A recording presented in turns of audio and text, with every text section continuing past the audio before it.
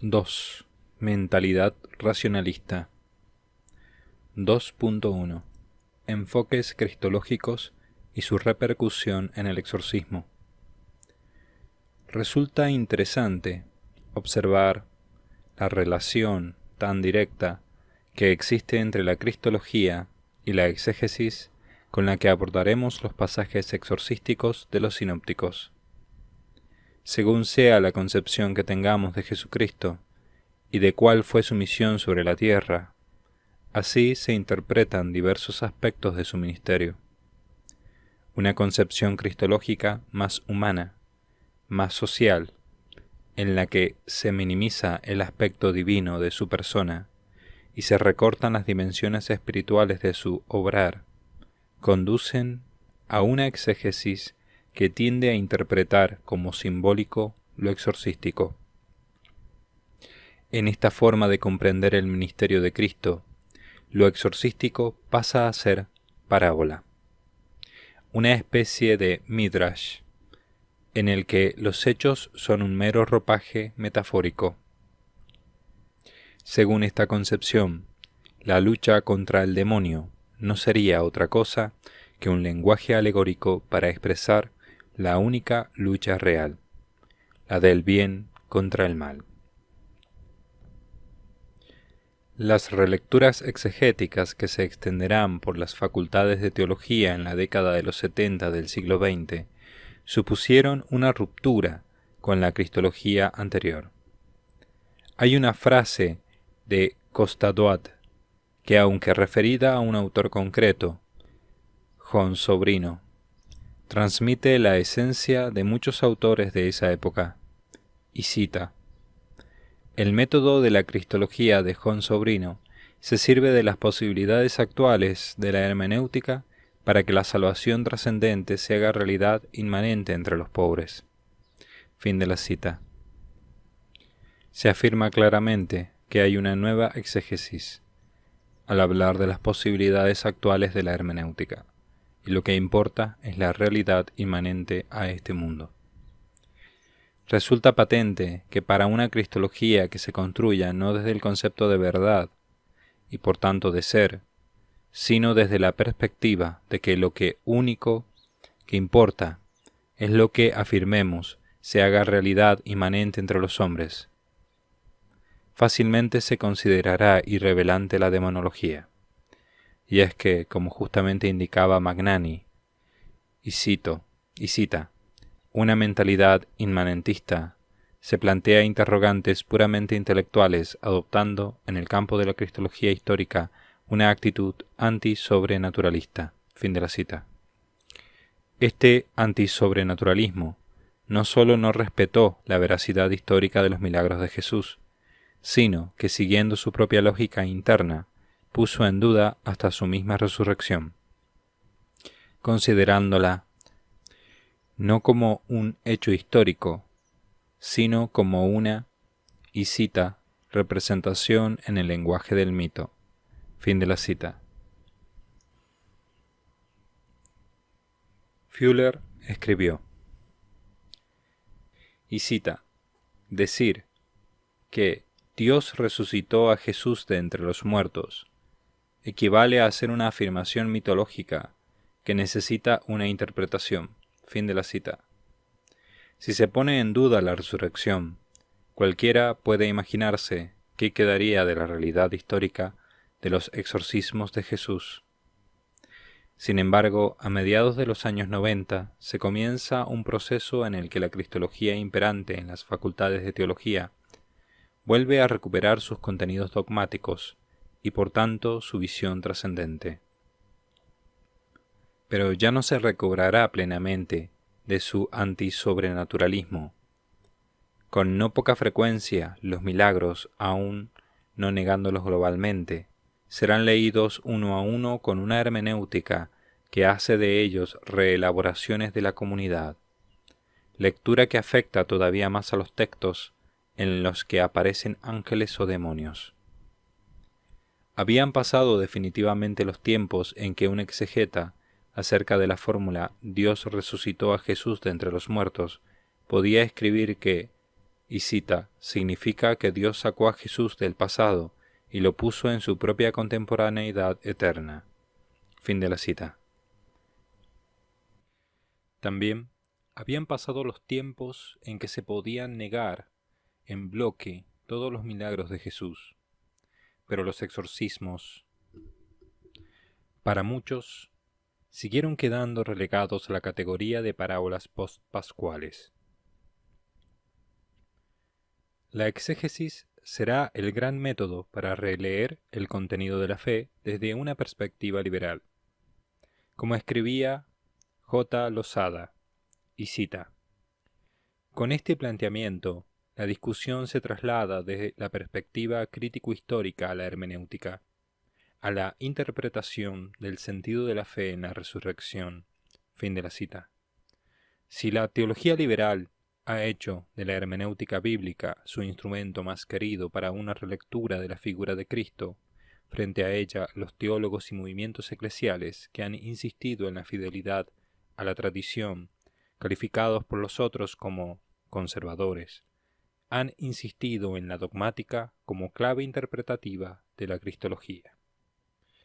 En el caso de estos segundos, una concepción cristológica más centrada en la reflexión del hecho filosófico de que un ser infinito haya asumido un cuerpo, no tiene tanto problema en admitir la existencia de seres intermedios en la gradación metafísica del ser.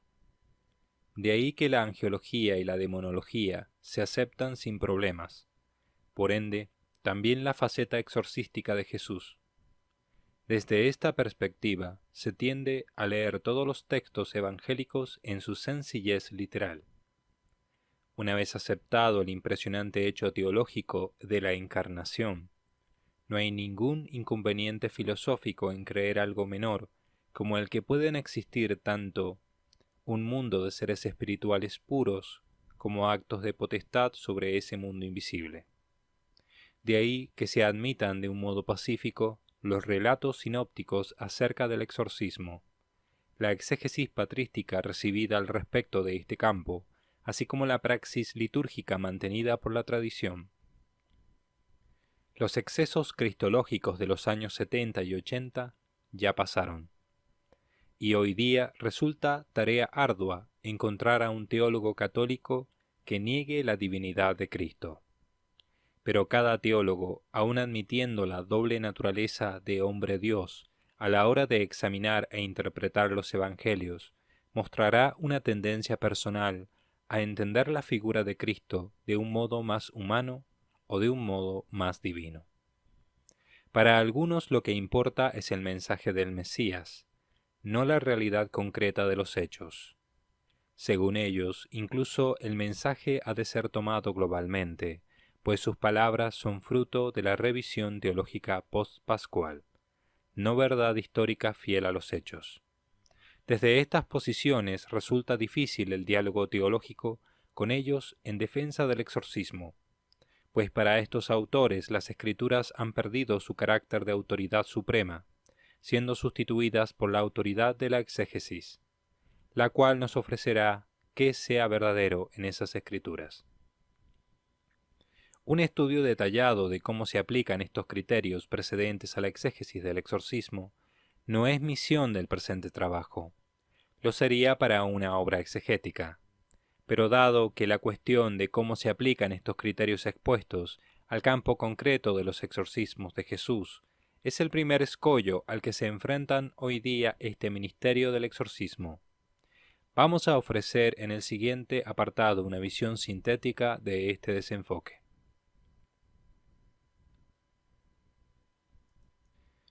(2.2) Mentalidad por defecto. Dentro de esta visión humana se encuadra el considerar a los posesos del Evangelio como los englobados en una genérica situación de desventura, o simplemente como enfermos. Existe toda una línea de pensamiento que incluso se anima a interpretaciones de carácter más social, como acertadamente criticaba Twiltfree. Y cita: resulta actualmente muy popular argumentar que la posesión y la enfermedad mental estaba causada o al menos exacerbada por la tensión social, y que era una forma social aceptable de protesta indirecta contra la opresión, o un modo de escapar de ésta. Fin de la cita. Lo que subyace en todo esto es que, sin negar abiertamente la fe en los evangelios, se pone en duda la historicidad de sus hechos y la exactitud de las afirmaciones de Cristo. Por citar un solo ejemplo, Piper afirma al tratar el tema de la ausencia de exorcismos en el cuarto evangelio, y cita: resulta altamente improbable que el evangelista Joaneo simplemente no conociera que Jesús ejerció el exorcismo. Fin de la cita. Luego, él mismo acepta la posibilidad, aunque la califique como improbable, de que San Juan no conociera esta faceta de Cristo. Esto significa que si se considera que a través de los escritos sinópticos no podemos alcanzar la verdad histórica, entonces se llega a lo que defendía Losada, y cita: se desautoriza absolutamente todo planteamiento de estudio histórico referente a Jesús, imposible e inútil. Se impone la necesidad de interpretar las representaciones míticas en que se comunica el mensaje cristiano en el Nuevo Testamento. Fin de la cita. Una y otra vez, esta corriente insiste en que lo importante es descubrir qué constituye lo auténtico de Jesús frente a la elaboración de la comunidad. Para esta teología liberal, detenerse en todas las palabras del Evangelio o en todos sus episodios concretos resulta inútil. Cini, resumiendo la postura de Duckworth, escribía, y cita: el autor, C. Duckworth, prosigue sosteniendo que la revelación y el magisterio no han afirmado la existencia personal de Satanás, ni lo contrario, sino sólo la exigencia de escoger a Cristo. Se puede pensar que los datos bíblicos sobre los diablos sirvan de marco a la revelación, pero no están garantizados por ella. Fin de la cita. Desgraciadamente, como se ha mostrado, el diálogo con la postura negacionista se hace muy difícil, pues en este diálogo ni siquiera podemos apelar a los pasajes de la vida de Jesús, pues para ellos hasta el Evangelio es testimonio de herencias judaicas o fruto de elaboraciones helenísticas. Véase, por ejemplo, las conclusiones de Van y Arcel. Y cita: Mateo 4, del 1 al 11, y Marcos 5, del 1 al 20, se aproximan sensiblemente a los acontecimientos de la vida de Jesús. En el primer caso, tenemos un midrash judaico cristiano, donde DT 8, 2 SS, está interpretado con un significado actual referido al Hijo de Dios, Jesús. En el segundo caso, por el contrario, se muestra una elaboración helenística de una historia milagrosa, donde Jesús viene descrito como un taumaturgo, al modo como era imaginado en el mundo helenístico. No es, pues, posible afirmar, en base a uno o lo otro de estos dos textos, que los hechos de la vida de Jesús demuestren la existencia objetiva del diablo o de los demonios. Fin de la cita. Y eso sin contar que hay autores, entre paréntesis, de corrientes feministas, cierra paréntesis, que lo que ponen en duda no es ya la veracidad de los textos bíblicos, sino las mismas líneas centrales de la revelación. Por ejemplo, Isherwood, cuando presenta su cristología en la introducción de su libro, menciona expresamente el exorcismo, y comienza por dejar claro que la comprensión de la figura de Jesús se debe hacer sin el velo del pensamiento dualístico. De esta manera, el mismo concepto de bien y de mal son enteramente reinterpretados por algunos teólogos imbuidos de la filosofía posmoderna. Para toda esta línea de pensamiento, resulta fácil comprender en qué queda la labor exorcística de Jesucristo. Todo este ambiente intelectual, aún no siendo comúnmente aceptado en sus versiones más extremas en las universidades católicas, no deja de producir una cierta contaminación en el ambiente teológico general. Por supuesto que aunque hay posturas nítidamente heterodoxas, después podemos encontrar todo tipo de combinaciones. y así se pueden hallar sacerdotes con una visión extremadamente humana del Evangelio, y que no obstante, creen plenamente en la efectividad de los exorcismos. Como podemos encontrar justo lo contrario. Sacerdotes conservadores y amantes de la tradición que alberguen grandes dificultades intelectuales para poder admitir este campo de acción eclesial. Pero esto último, aunque se da, es más difícil para todos aquellos que leen la teología desde una hermenéutica de la continuidad, pues se pasa de las páginas del Evangelio a la realidad actual de la Iglesia, viendo en el presente lo que hizo Jesús entonces. En palabras de Ladaria, y cita: de Jesús se pasa insensiblemente a la Iglesia, con la mediación de los apóstoles. No hay discontinuidad entre Jesús y la Iglesia. Fin de la cita. Mientras que en una mentalidad con una concepción más relativa de la verdad, no existe problemas en aceptar rupturas. En palabras de Agnelli, y cita: en la revelación de la realidad de Dios, en efecto, y en la exigencia de responder en fe a esa realidad, se da prioridad al elemento práctico amoroso sobre el puramente cognitivo ortodoxo. Fin de la cita.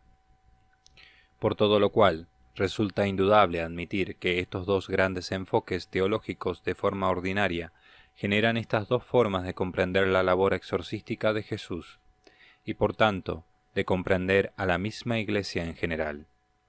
Los ejemplos de figuras notables de la teología manifestando abiertamente su exégesis racionalista a este respecto serían muy numerosos. En todas estas posturas, desde las más extremas a las más ambiguas, el denominador común consiste en el impulso que sienten estos autores de traducir lo que ellos consideran un lenguaje mítico a realidades objetivas. Denominador común que lo sintetiza con claridad Van Yersel, y cita: es naturalmente deber del teólogo traducir el mensaje de la liberación de las potencias malignas a nuevas categorías. Fin de la cita. O Kertelge, cuando escribió en la misma línea. Y cita: al problema de la realización de la misión confiada por Jesús no se puede responder solo con una referencia a la historia de la liturgia bautismal, ni tampoco con un exorcismo de tipo ritual.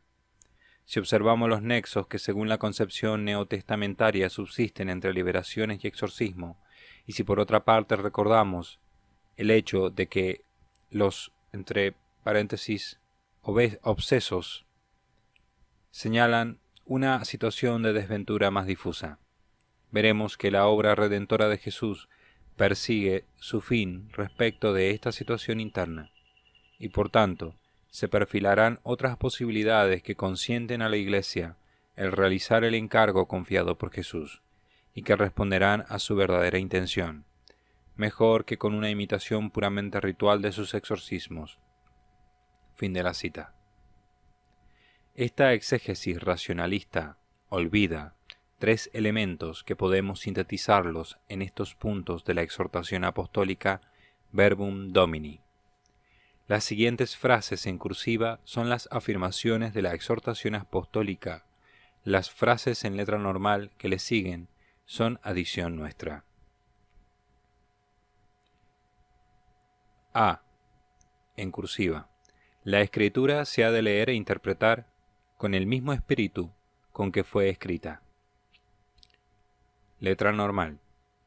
Y observamos que tanto el pueblo judío como la comunidad cristiana creían en las posesiones y el exorcismo. B. En cursiva. Un criterio fundamental de la hermenéutica bíblica. El lugar originario de la interpretación escriturística es la vida de la Iglesia. En letra normal. Y la tradición exorcística de 20 siglos es clara tanto en la liturgia como en la práctica de este ministerio, como en la vida y enseñanzas de los santos. C. En cursiva. como todo lo que afirman los hagiógrafos o autores inspirados, lo afirma el Espíritu Santo, se sigue que los libros sagrados enseñan sólidamente, fielmente y sin error la verdad que Dios hizo consignar en dichos libros para salvación nuestra. En letra normal. En definitiva, debemos desechar, como no católica, la idea de una contaminación del texto bíblico con concepciones erróneas. La cuestión, por tanto, no es meramente si creemos en el exorcismo o no creemos.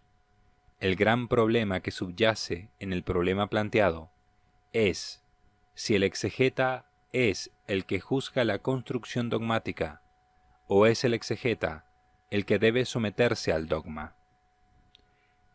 Cini hacía referencia a esta cuestión cuando escribió, y cita, «Se ha juzgado muy peligroso como problema metodológico que sea sólo el exegeta el que se arrogue la prerrogativa de establecer según qué criterio se debe distinguir entre el revestimiento cultural de una idea y el dato de fe». Fin de la cita. Resulta evidente el interés de algunos exegetas liberales en ser ellos los que, desde la hermenéutica bíblica, juzguen en el dogma qué es de fe y qué es opinable añadidura histórica. Lo cual no deja de resultar irónico, justamente ahora que ellos no creen en la infalibilidad de la Escritura. Es decir, precisamente ahora, cuando la exégesis liberal no cree que en la Escritura no se hallen presentes errores, es cuando la exégesis tiene que decidir qué es de fe en los dogmas. Frente a esta contradicción interna de la postura liberal, el dogma debe recordar a esos exegetas que la Escritura, según la tradición, es infalible y que en ella no se contiene ningún error. El magisterio es simple reflejo de la tradición. Cuando, en palabras de Pío XII, citando a su vez a León XIII, enseña, y cita, «La divina inspiración por sí misma no sólo excluye todo error, sino que lo excluye y rechaza con la misma necesidad absoluta con la que es necesario que Dios, verdad suma, no sea en modo alguno autor de ningún error». Esta es la antigua y constante fe de la Iglesia. Fin de la cita.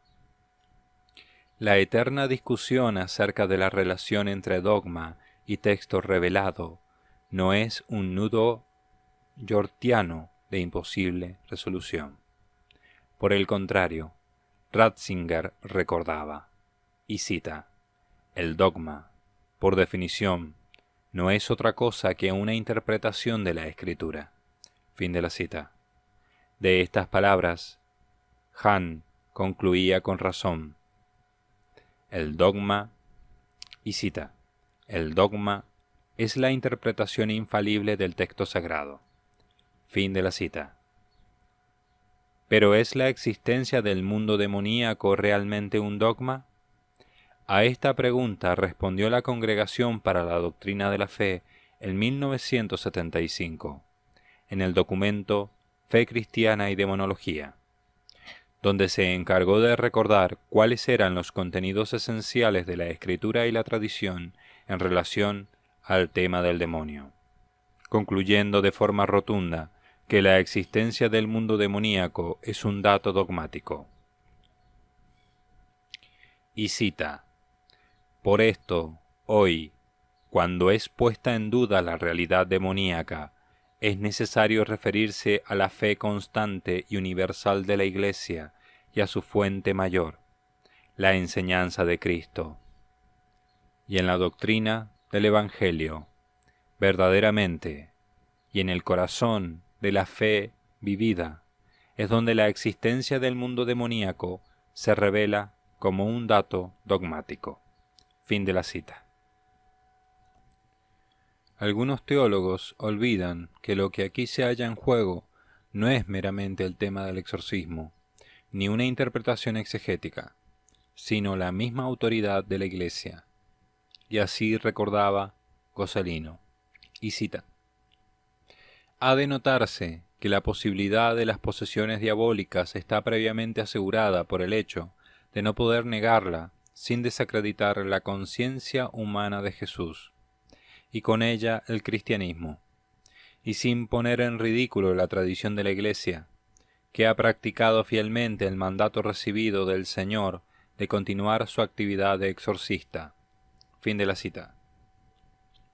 Además, desde una perspectiva de fe, Jesucristo era conocedor de la trascendencia de sus actos y enseñanzas a lo largo de la historia que iba a venir. Y como Burani escribió, y cita: «Esto que se manifiesta en la sinagoga de Cafarnaúm está destinado a difundirse en todo el mundo después de Pascua. Todo acto exorcístico realizado por Jesús tiene un valor universal, cósmico». Fin de la cita. El mismo autor respondía a aquellos que hacen del exorcismo una especie de ornato accesorio de fe no obligada. Y cita: «Resulta significativo que el primer gesto realizado por Jesús en el Evangelio de Marcos sea un exorcismo, gesto emblemático para interpretar como un valor central de su misión la lucha contra Satanás». Fin de la cita.